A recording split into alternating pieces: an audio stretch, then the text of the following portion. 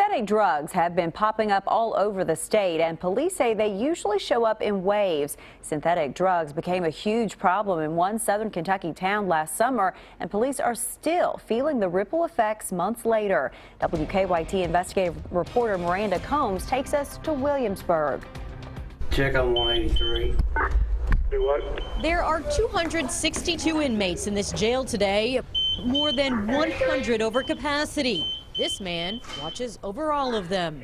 And keeping an eye on our staff members is the first concern, to me, and then the inmates. This feels very controlled. Beeps and lights warn him of potential problems. They call a number and I can just push it.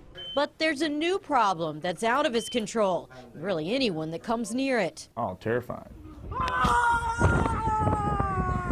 They mumble ungodly things. It's almost like an animal-like effect.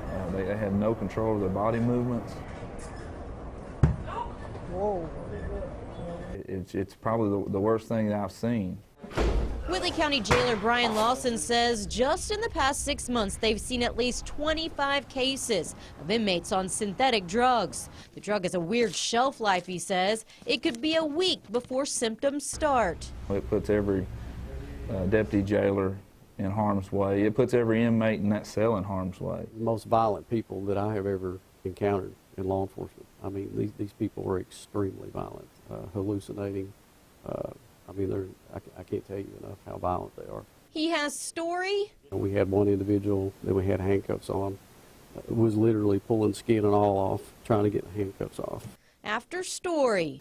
And she started counting down, and she told the EMS personnel that the ambulance was going to blow up, and she jumps up off the cot and dives out of the ambulance, and the officers had to chase her down and physically subdue her. Last summer, Police Chief Wayne Bird says Williamsburg was hit with bath salts, a synthetic drug he believes dealers use to cut methamphetamine. We were drowning with bath salts. They had 13 cases in just 2 weeks. No arrests. He says the users were so sick from it, some ended up on life support. But I don't think it's quite the pleasurable experience a lot of people think they're going to have. Van Ingram with the State Office of Drug Control Policy says batches of synthetic drugs typically show up in a town like Williamsburg for a short amount of time. Then they disappear for a while. So people maybe take it one time and experience something that they think is pleasurable. The next time they're ripping their clothes off and running down the street because they think aliens are chasing them.